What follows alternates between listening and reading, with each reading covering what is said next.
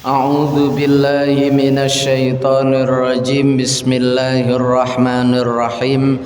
Alhamdulillahi rabbil alamin wassalatu wassalamu ala asyrafil anbiya'i wal mursalin sayyidil awwalin wal akhirin sayyidina wa maulana Muhammadinil amin wa ala alihi tahirin was sahabati ajma'in wattabi'in wa tabi'it tabi'ina lahum bi ihsanin ila yaumiddin.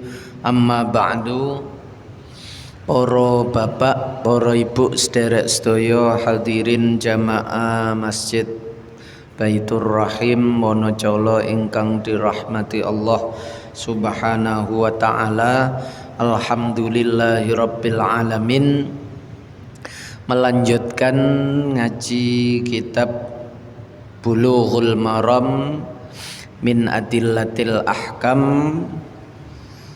Sakmangke hadis yang ke 99 wa an Abi Sa'idin radhiyallahu anhu, diriwayatake saking sahabat Abi Sa'id Al-Khudri radhiyallahu anhu, anna Rasulullah sallallahu alaihi wasallam, sak temene Kanjeng Nabi Rasul sallallahu alaihi wasallam iku qala dawuh sapa Kanjeng Nabi, ghuslu yaumil jumu'ati. Kalau menunjuk makna hari niku mime di dhammah, jumu'ah. Nek tiyang rumiyin ngarani jemuah, jemuah, jumu'ah. Tapi kalau menunjuk satu pekan, satu Jumat niku jum'ah. Atau Jumat itu diartikan hari berkumpul. Idza nudiya lis-sholati mi yaumil jumu'ati. Jenengan tingali ayat niku mi yaumil jumu'ati, hari Jumu'ah. Tapi nek disebut Jum'ah niku satu pekan sak Jumat atau hari berkumpul. Jum'ah jam'un, hari berkumpul. Tapi nek sing dimaksud hari setelah Kamis sebelum Sabtu, niku Jumu'ah, niku di dhammah. Terus Kanjeng Nabi, ghuslu yaumil jumu'ati utawi adus ing dalem dina Jumu'ah, hari Jumat. Nek ten mriki disukun jum. Iku wajibun, wajib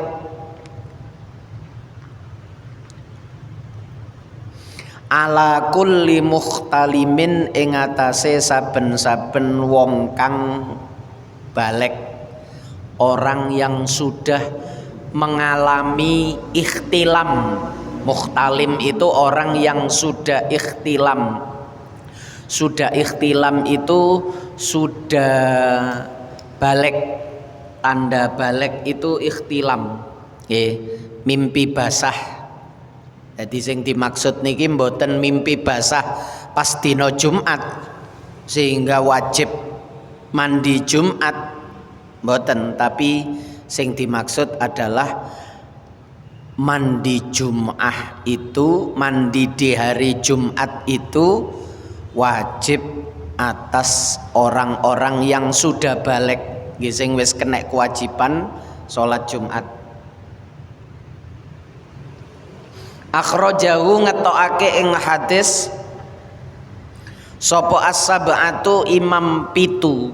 Pitu niku kutubus sittah ditambah Imam Ahmad. Bukhari, Muslim, Abu Dawud, Tirmidzi, Nasai, Ibnu Majah, plus Imam Ahmad niku sab'ah. Dadi pitu-pitune niku semua meriwayatkan hadis niki. Tapi niki nek gawe kesimpulan hadis siji niki tok, mandi Jumat niku hukume wajib. Nggih. Tapi jumhur ulama gawe hadis di bawahnya niku. Nggih.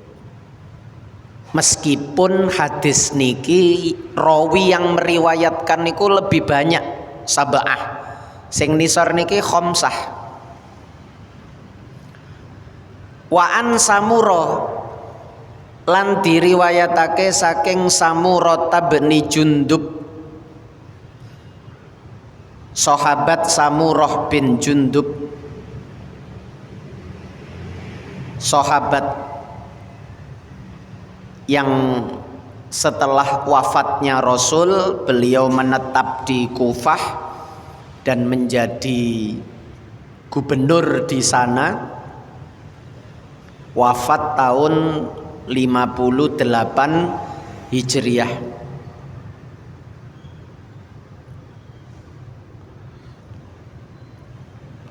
Termasuk sahabat yang lumayan banyak meriwayatkan hadis. Kala ngendika sapa Samurah bin Jundub, enten sing maca bin Jundab. Kala Rasulullah sallallahu alaihi wasallam, dawuh sapa Kanjeng Nabi Rasul sallallahu alaihi wasallam. Nanti kalau sudah dibacakan dua hadis niki, kita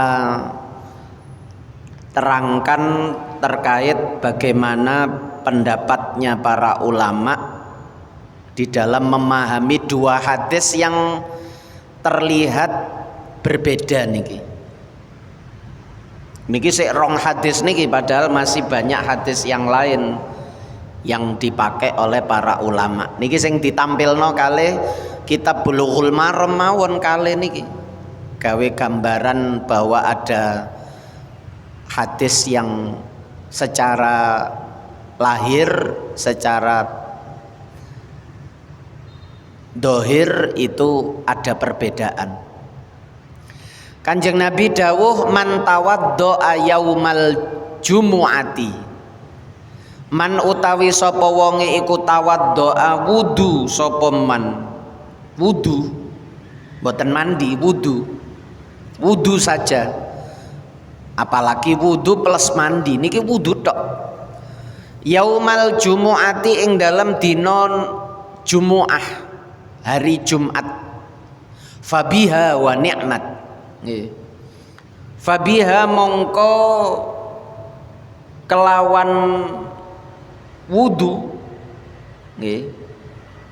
Kelawan wudu, kelawan sunnah wudu, nggih.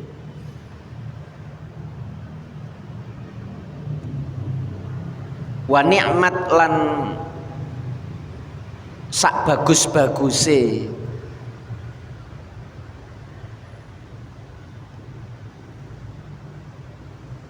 apa wudu, nggih.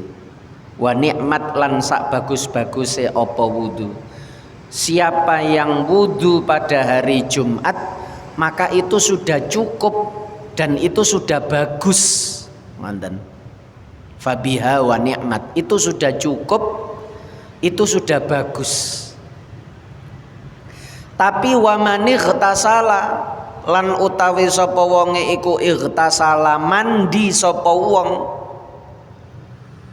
fal ghuslu mongko utawi adus mandi iku afdalu, luwe afdol, luwe utama. Nah niki nek ndelok hadis yang nomor 99 itu kalimatnya shorih, jelas menyebutkan kata wajibun, nggih.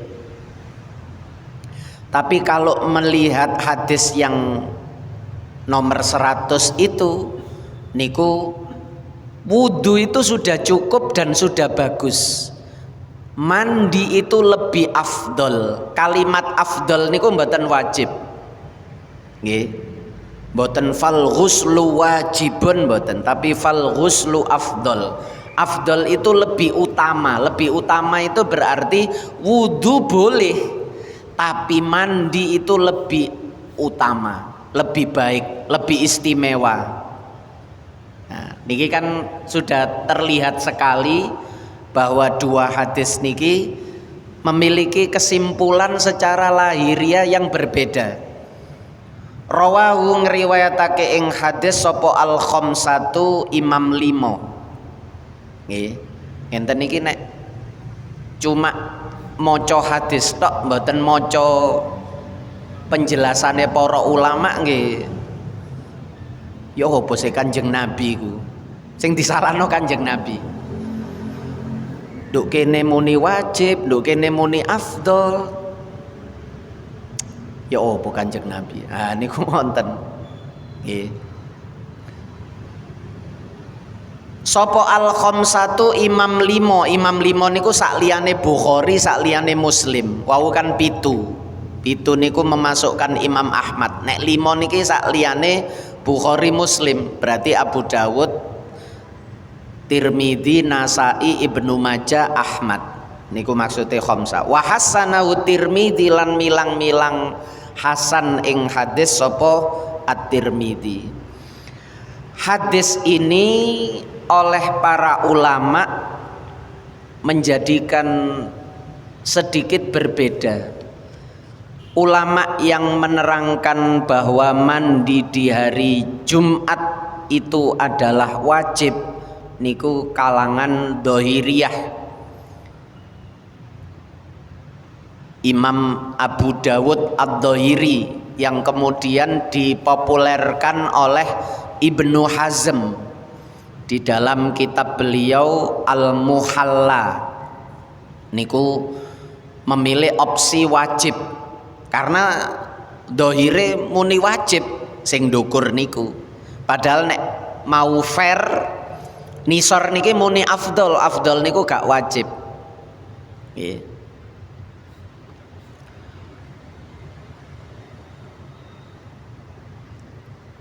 Tetapi mayoritas ulama madzhab papat niku hanya sebagian riwayat saja, riwayat, bukan pendapat yang satu-satunya.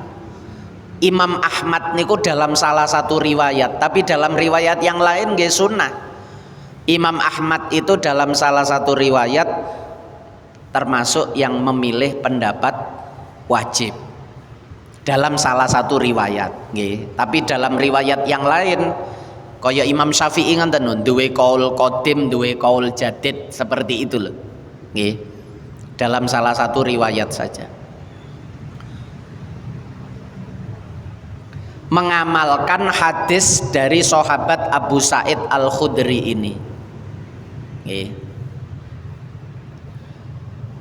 Mereka berpendapat seperti itu dikuatkan dengan hadis yang lain. Idza jaa ahadakumul jumu'ah falyaghtasil. Enten lamul amri falyaghtasil.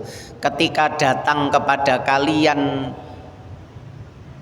Jumu'ah dan beriku hari Jumat falyaghtasil, maka hendaknya, maka harusnya, lam niku lamul amri, falyaghtasil niku yang menjadikan Imam Madhab Dawud Ad-Dhahiri, Dawud Ad-Dhahiri niku ekstrim, kadung gampang niku gampang nemen, tapi tidak ada rawinya. Beda dengan mazhab 4. Kenapa mazhab 4 itu menjadi rujukan utama? Karena dari beliau ke atas sanadnya nyambung, ke bawah sampai kita juga nyambung. Kitab-kitabnya itu setiap generasi selalu ada. Beda dengan mazhab yang lain. Mazhab yang lain itu terputus. Dari tiap generasi itu tidak ada ulamanya.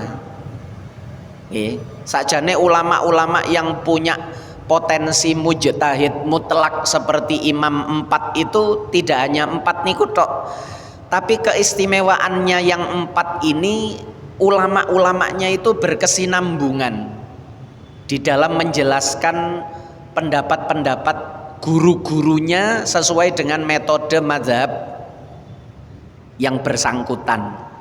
Ini berkesinambungan dari generasi 100-an Hijriah, 200-an Hijriah, 300-an Hijriah, 400-an Hijriah, 500-an Hijriah sampai 1400-an Hijriah niku selalu ada ulama-ulamanya yang mensarahi, menhasyai, meringkas dari ulama-ulama fikih guru-guru sebelumnya, sehingga ajarannya itu, pandangan-pandangannya itu, kaidah-kaidah usul fikihnya itu sampai kepada kita dengan sanad atau riwayat yang bisa dipertanggungjawabkan.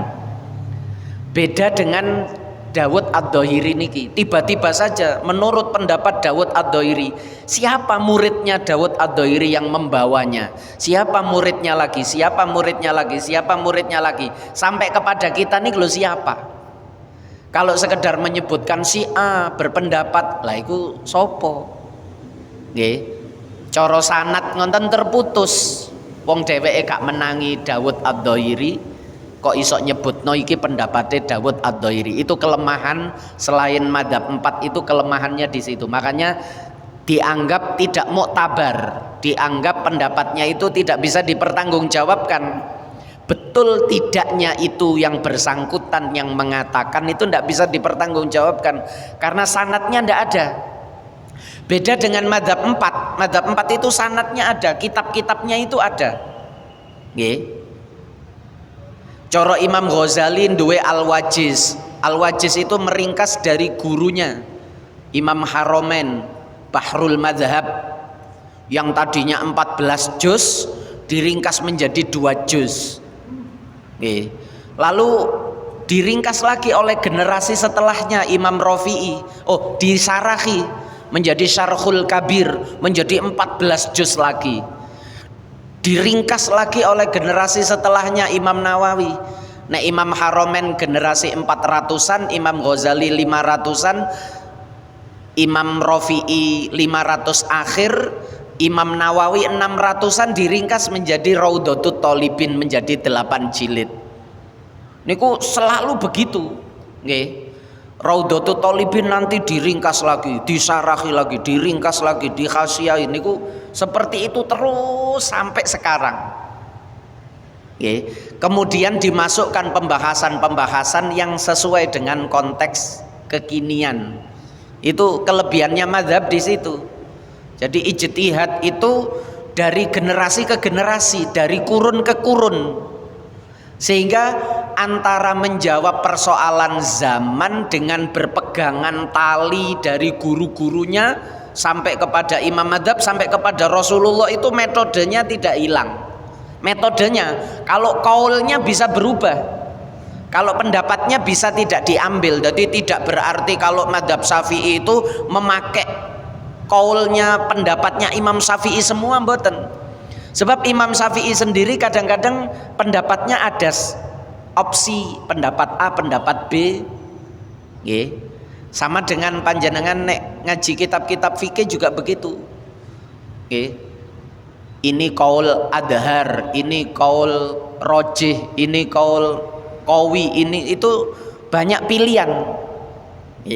Padahal satu madzhab. Jadi yang diambil itu metodenya. Niku wong sing gak ngerti madzhab dikira wong Imam Syafi'i pendapatnya A kok sampean pendapatnya B. Jarine madzhab Syafi'i kok tidak sama dengan Imam Syafi'i. Loh, ndak harus sama. Nggih, karena Imam Syafi'i sendiri berbeda kaulnya. Mangke ketemu murid-muridnya nggih beda malih. Antara Imam Buwaiti dengan Imam Muzani, sama-sama muridnya Imam Syafi'i niku nggih beda. Nggih. Niku khazanah keilmuan. Nggih. Khazanah keilmuan, masing-masing punya istimbat, punya bagaimana cara mengambil satu hukum mengikuti metode madhabnya Imam Syafi'i. Metodenya yang diambil. Maka namanya madhab, bukan qaulus Syafi'i tapi madhab Syafi'i. Madhab itu diambil metodenya.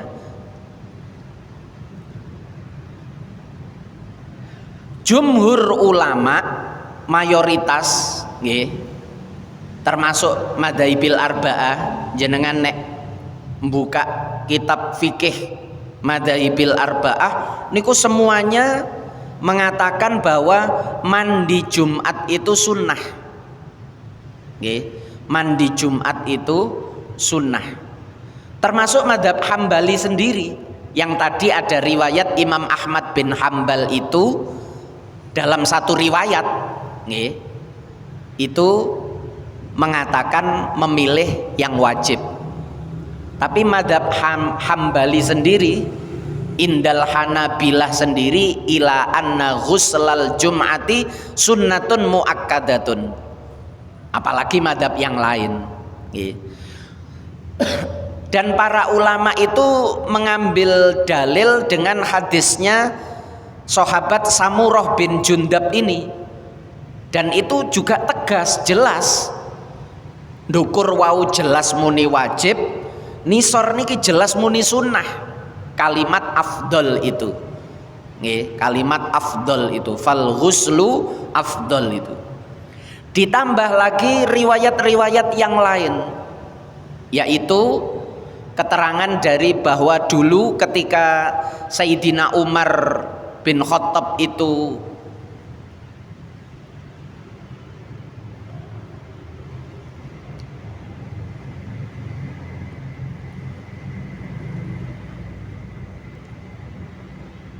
didatangi oleh sahabat Utsman bin Affan yang datang terlambat ketika sholat Jumat. Nggih. Jadi Umar niku wis posisi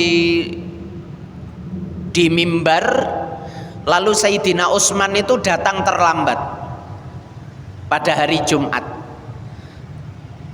Sayyidina Umar nggih rada meleroki ngoten, wah sampai niki sahabat senior kok tekoe keri. Kemudian Utsman niku menyampaikan sami'tu ta'zin falam azid ala antawaddatu. Saya baru datang dari luar, begitu saya mendengar adzan saya langsung wudu. Nggih. Kemudian kali Umar niki dikatakan, "Loh, wudu. Sampean wudu tok." Nggih. Waqat alim ta'anna Rasulullah sallallahu alaihi wasallam kana ya'muru bil ghusli. Padahal sampean tahu kalau Rasulullah itu memerintahkan mandi. Cukup dengan ucapan itu saja Umar. Nggih, tidak memerintahkan Utsman untuk gak iso sampean kembali sampean mandi dulu. Mboten, tapi Umar cuma, "Loh, sampean wudu tok." Waqat alimta anna Rasulullah sallallahu alaihi wasallam kana ya'muru bil ghusli. Padahal sampean tahu Rasulullah itu memerintahkan mandi. Lah niku komentari Imam Syafi'i melihat dialognya Umar dengan Utsman ini, sahabat Umar dengan sahabat Utsman ini, falau alima anna amrohu alal wujub la alal ikhtiyar lam yatruk Umaru Utsman hatta yaruddahu.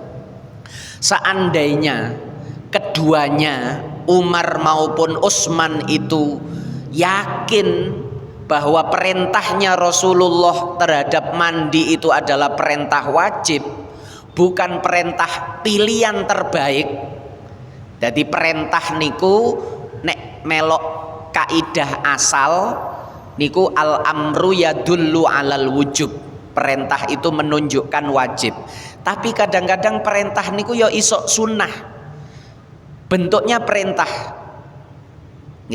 Kadang-kadang perintah itu juga bisa bermakna mubah, bentuknya perintah, merintah tapi tidak wajib. Contohnya wakulu wasrobu, makanlah kalian, minumlah kalian, tapi makan minum tidak wajib. Makan minum itu wajib ketika orang itu dalam keadaan darurat, nek gak mangan mati, lah niku mangane wajib. Tapi selama tidak darurat, makan itu pilihan. Makan boleh, tidak makan boleh. Makan sekarang boleh, makan nanti boleh, besok pagi juga boleh. Walaupun ayatnya niku dengan kalimat amr, perintah. Wakulu, kulu. Niku fi'il amar. Washrobu, ishrobu itu fi'il amar, tapi tidak ada yang mengatakan mangan itu wajib. Sampean kok tak delok mangan terus, lho iki perintah Quran. Nggih, sampean tak delok kok ngombe terus, lho iki perintah Quran. Kan tidak ada orang berkata begitu.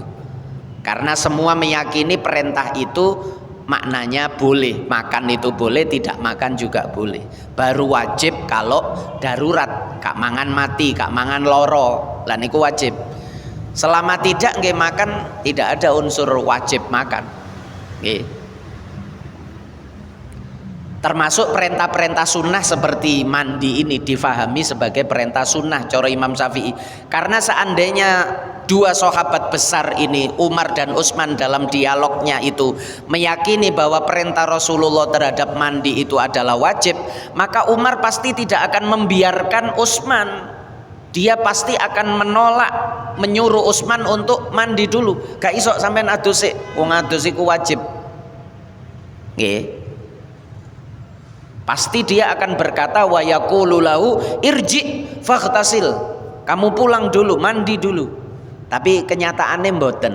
Nah, itu menunjukkan memang dari riwayat Samurah bin Jundab niki itu yang dipakai oleh beliau-beliau. Nggih. Umar, Utsman dan yang lain-lain.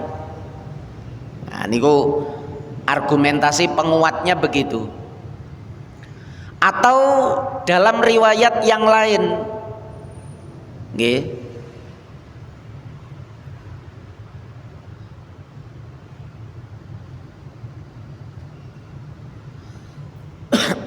ketika menerangkan Kanjeng Nabi niku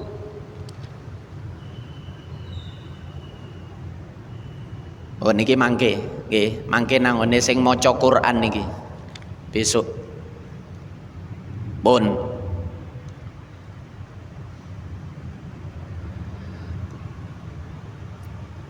kalau diperdalam lagi yang mewajibkan mandi Jumat, nggih. Jadi ngaji niki hanya menyampaikan informasi-informasi terkait pendapatnya para ulama. Nggih. Nek panjenengan kepingin memilih pendapat nggih sing diamalno kalih madzhab Syafi'i niku, karena ini yang mayoritas di Indonesia niku, yaitu mandi itu hukumnya sunnah. Nggih. Tapi niki kita sampaikan informasi-informasi terkait pandangan ulama-ulama lain terkait hadis niki. Nggih. Sehingga hadis ini niki enake beda niku ten mriku. Sehingga hadis ini seandainya pun tetap bermakna wajib, itu tidak didustakan. Buktine ono wong Islam sing mengatakan mandi itu wajib. Nggih. Alasan lain, argumentasi lain yang dipakai oleh ulama-ulama yang mengatakan tidak wajib, mayoritas tadi madzhabil arba'ah tadi. Di samping hadisnya wis jelas Samurah niki fal ghuslu afdal, itu adalah bahwa syariat mandi wajib itu adalah syariat di awal-awal Islam, yang kemudian di akhirnya itu kemudian menjadi tidak wajib. Itu yang kedua. Ada lagi yang memberi argumentasi karena di awal-awal Islam itu baju orang-orang ketika itu niki argumentasi sing sifatnya mboten primer, nggih. Jadi dalil itu ada yang primer, ada yang sekunder, ada yang tersier, ngoten niku enten. Ada dalil-dalil pendukung. Nggih. Itu dulu itu bajunya di samping pekerjaannya itu pekerjaan berat, nggih. Sebelum Islam itu mengalami kejayaan-kejayaan di zaman Rasulullah. Jadi waktu zaman Rasulullah niku Islam niku wis mulai enak. Beda dengan ketika Rasulullah sudah hijrah di Madinah. Ketika awal-awal hijrah atau apalagi sebelum hijrah niku zaman-zaman sulit. Jadi pekerjaannya payah, kemudian bajunya niku masih menggunakan baju sing teko bulu-bulu domba ngoten niku. sehingga gampang keringetan, gampang lebus, ambune niku gampang lebus. Sehingga ketika padahal pada saat sholat Jumat itu orang berkumpul, sehingga Kanjeng Nabi ndelok suasana ketika itu, wah kok ngene iki, wajib mandi. Nggih, wajib mandi.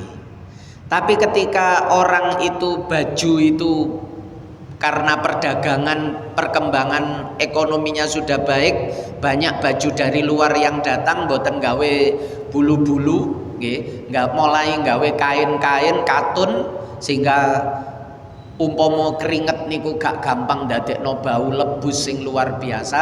Nah niku terus kemudian wal ghuslu afdolu, jadi afdol saja. Niku ada yang memberi argumentasi begitu, nggih. Dan mriki niku ngoten.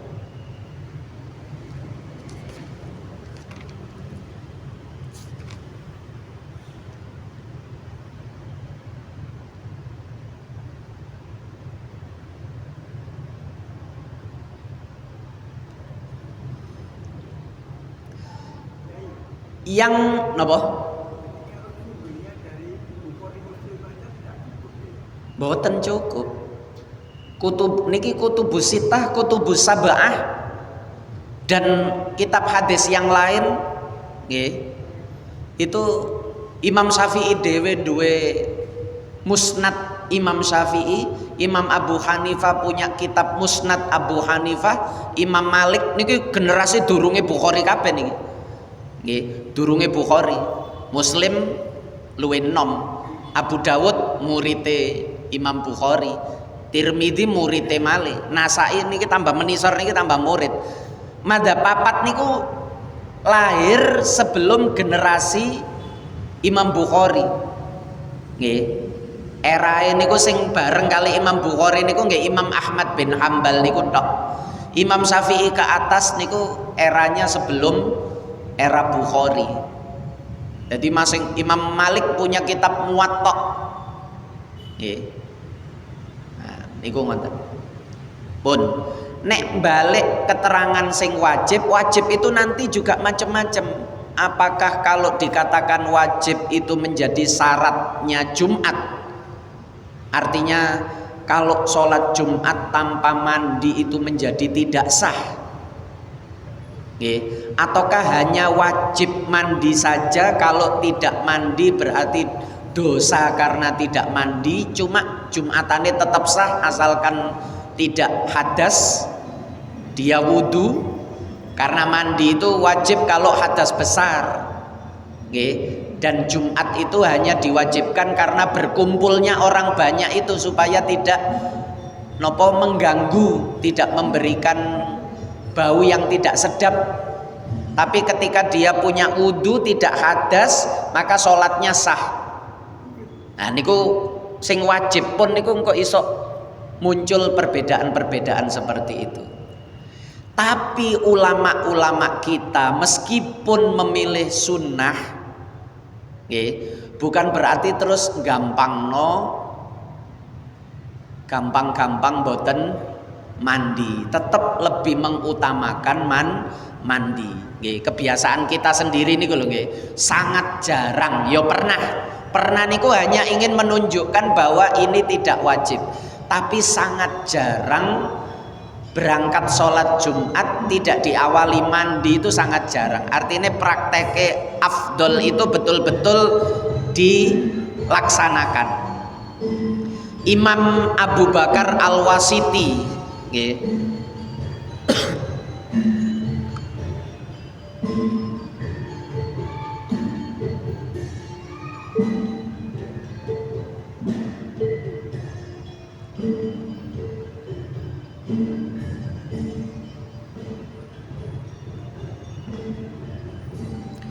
Imam Abu Bakar Al-Wasiti ulama dari Irak dulu niki, era tahun 300-an Hijriah. Itu ketika beliau niki sekedar ingin menunjukkan betapa orang-orang dulu itu walaupun meyakini bahwa mandi Jumat itu sunnah, tapi mereka itu merasa bersalah ketika berangkat sholat Jumat hanya dengan wudhu saja, merasa bersalah. Jadi ulama-ulama itu ketika ada yang sunnah lalu beliau tidak melaksanakannya, walaupun sunnah itu kalau definisi fikih ketika ditinggalkan itu tidak berdosa, tapi beliau itu merasa bersalah juga karena tidak melakukan sunnah itu ngerasa bersalah. Bukan berarti dosa, tapi merasa bersalah. Ketika beliau berangkat sholat Jumat, masuk gerbang ngenten iki, sandale Imam Muhammad bin Abu Bakar Al-Wasiti itu sandalnya itu putus. Niki ten Risalatul Qusyairiyah. Nggih. Sandal beliau itu putus. Kemudian ada orang yang mendatangi beliau. Loh, Yai, sandal jenengan pedot. Niki kula tukar, saya ganti dengan sandal saya. Mana sandal panjenengan saya bawa, nanti saya servis tak jahit non kok kula terno ten daleme jenengan. Loh, gak usah repot-repot, mboten napa-napa. Kebetulan saya dekat dengan tukang napa dandani sandal ngoten niku. Akhirnya diberikan, lalu beliau memakai sandale wong niki. Terus orang yang sudah berbaik niki dikasih cerita, sampean ngerti ya, sampean tak kandani kenapa Allah menjadikan sandal saya ini putus. Nggih, pancen takdire ngonten man. Oh enggak nak, enggak. Sandale wong iki akeh, wong nduk masjid iki sandalan kabeh. Tapi kenapa Allah menjadikan sandal saya yang putus? Iki mesti ono sebabe. Nggih. Karena Allah menghukum saya. Loh, dihukum yuk nopo? Saya tadi berangkat sholat Jumat tidak mandi, cuma wudhu tok. Jadi wudhu niku dianggap sebagai sebab Gusti Allah negur sandalku dipedhotno. Niki mboten kacamata fikih, niki kacamata tasawuf. Jadi ulama-ulama itu meskipun memilih mandi itu sunnah, niki beda karo awak dhewe nggih. Awak dhewe iki polahe mentale mboten mental seperti beliau-beliau. Begitu krungu sunnah niku terus alah tasih mandi sunnah masih wudu tok lah gak apa-apa. Niku cenderung gampangno. Salat jamaah kan juga begitu. Salat jamaah niku kan hadisnya juga pakai bahasa yang sama. Nggih. Salatul jamaati afdolu. Lho, afdolu niku berarti gak wajib. Sunnah muakkada. Tapi kita polai krungu sunnah niku terus langsung atase sunnah ya. Terus ngeremehno. Niki bedane kita dengan beliau. Beliau tetap memilih hukum sunnah, tapi cara menerapkan kepada dirinya itu kehilangan sunnah itu kerugian. Nek kita kehilangan sunnah itu ndak apa-apa, wong gak dosa ae kok. Lah niku bedoe ngonten. Kerugian karena kehilangan afdoliyah, kehilangan keistimewaan. Dadi wong kok gak istimewa, iku ya rugi. Podo-podo dagang, sing siji bati akeh, niki sing afdol. Sing siji bati titik, utawa malah gak bati, walaupun ya gak rugi. Lah kita niki prinsipe wis dagang sing penting gak rugi, masih gak bati gak popo niku kita. Tapi nek beliau iku yo enggak, dagang iku nek iso badine sing akeh. Sunnah niku kan ndadekno bati akeh. Meskipun kalau ditinggalkan mboten ndadekno rugi, artinya tidak berdosa. Nah niku ngonten. Pun itu pendapatnya para ulama dari dua hadis yang kelihatannya berbeda itu tadi. Nggih. Al-Fatihah.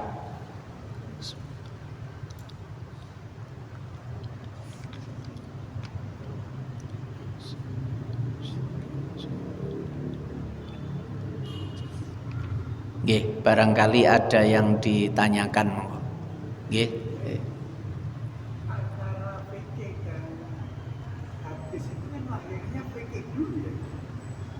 Ulamanya itu nggih lebih populer fikih dulu. Kutubus Sittah itu setelah era Imam 4. Imam 4 itu imam fikih. Mazhabnya itu terkait fatwa-fatwa fikih. Walaupun imam 4 ini juga punya kitab hadis. Jadi jangan dikira kalau ulama fikih itu ndak paham hadis. Ulama fikih itu pasti paham Quran, pasti paham hadis. Pasti niku nek mboten paham Quran, mboten paham hadis, mboten iso diarani ulama fikih. Karena fikih itu memahami ayat, memahami hadis, lalu memahami bagaimana kesimpulan hukum yang keluar dari ayat-ayat dan hadis-hadis tersebut. Jadi lebih kompleks, yang harus disiapkan oleh seorang ahli fikih itu lebih kompleks. Kalau hadis niku pokok ngapal noto, Quran niku wis pokok ngapal noto, kiroahnya, tajwidnya, panjang pendeknya dan lain-lain lah. Tapi memahami ayat per ayat,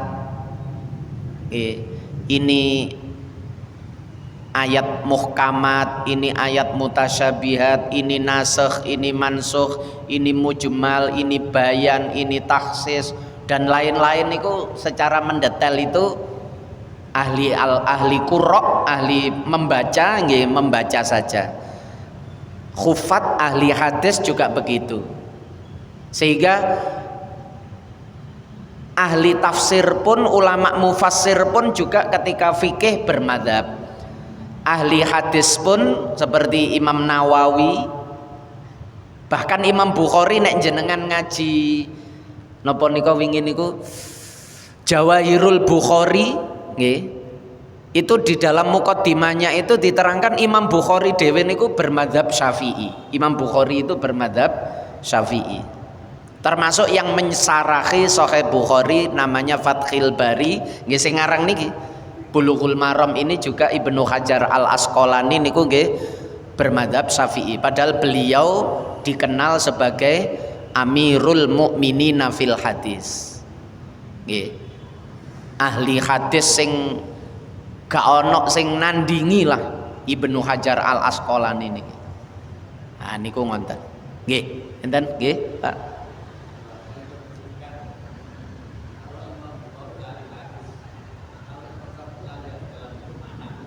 Napa?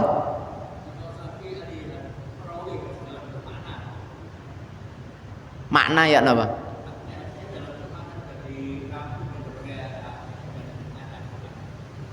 Nggih.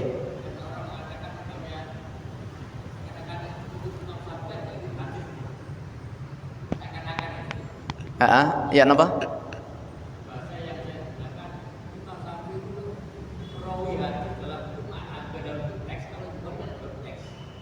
Loh enten Musnad Imam Syafi'i itu ada, kitab hadisnya itu ada.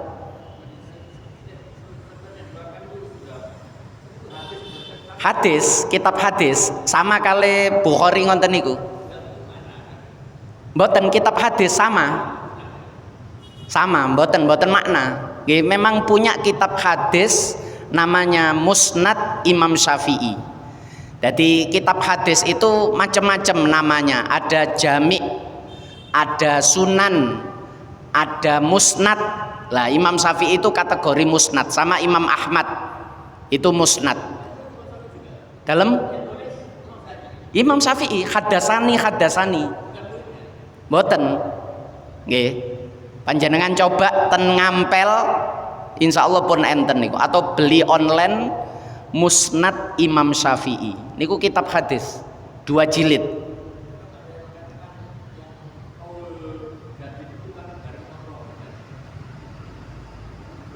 Qaul jadid itu ketika Imam Syafi'i di Mesir, muridnya banyak di Mesir, muridnya banyak. Qaul qadim itu ketika beliau di Irak, muridnya juga banyak, salah satunya Imam Ahmad. Muridnya juga banyak.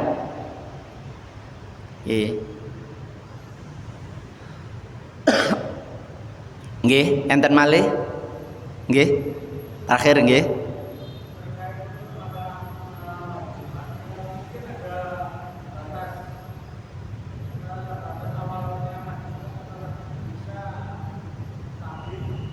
Oh nggih, leres. Nggih niku sing penting malah nggih.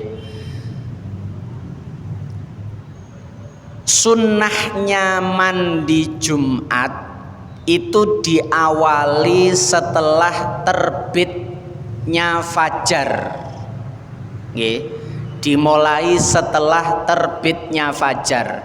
Beda dengan sunnah mandi sholat id, Idul Fitri atau Idul Adha. Itu dimulai dari pertengahan malam.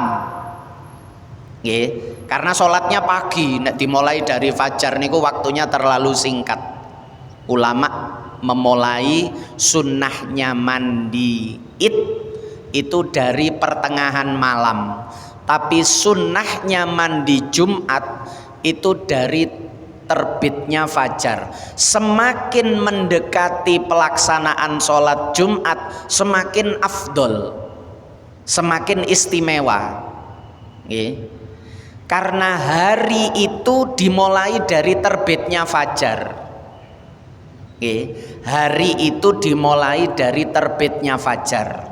Ada yang mengatakan terbitnya matahari, tapi secara awal itu fajar itu bagian dari cahayanya matahari, maka diawali dari terbitnya fajar. Mi yaumil jum'ati wau niku lho. Nggih.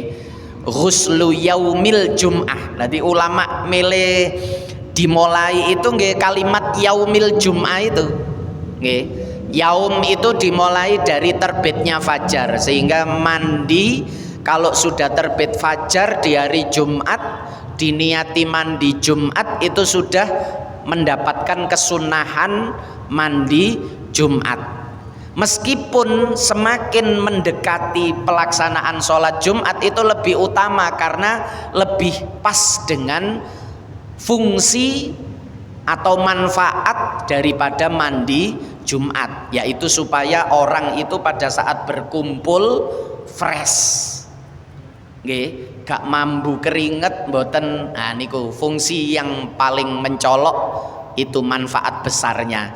Tapi kalau hanya berdasarkan teksnya ghuslu yaumil jum'ah, lah niku nggih wis mendapatkan niku istilahnya aslus sunnah, mendapat asal kesunahan itu sejak terbit fajar, tapi semakin ke belakang niku lebih afdol. Nggih. Bahkan nek diluasno maknane hadis wau niku tidak hanya nggih, nek sing dikhususkan orang yang mau berangkat sholat Jumat, lah niku pun sepakat. Nggih. Baik yang wajib maupun yang nopo sunnah itu dikhususkan kepada orang yang menghadiri sholat Jumat. Tapi kalau dalam makna yang lebih diumumkan lagi, lebih diperluas lagi, kalimat nopo wau man tawaddo'a yaumal jumu'ati fabiha wa ni'mat wa man ightasala fal ghuslu afdol, itu terkait hari.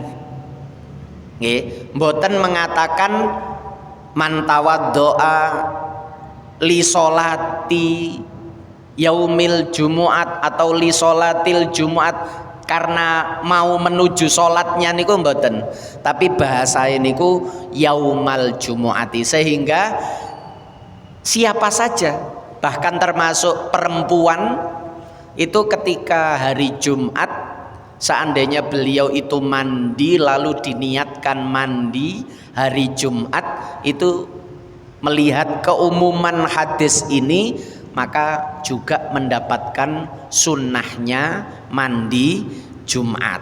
Ini nek diperluas karena lafadznya tidak mengkhususkan sholat. Lafadz hadis nih gitu, lafadz hadis ini tidak mengkhususkan sholat, tapi ulama wis maklum niku hadoro sholatil jum'ah li sholat fi nopo hadoro li sholatil jum'ah niku wis sepakat.